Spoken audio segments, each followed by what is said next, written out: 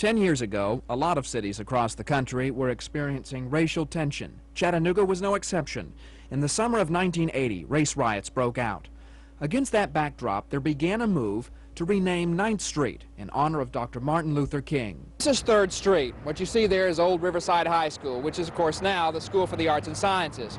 A group of African-American leaders back in the early 80s actually wanted 3rd Street to become Martin Luther King Boulevard.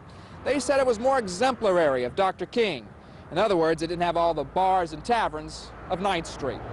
However, pioneer civil rights leader George Key was behind the 9th Street proposal. He argued it was more appropriate because 9th Street was in the heart of the black community. There were a lot of people who didn't think, particularly in the industrial section and so forth, that it would be good to name that street Martin Luther King Boulevard.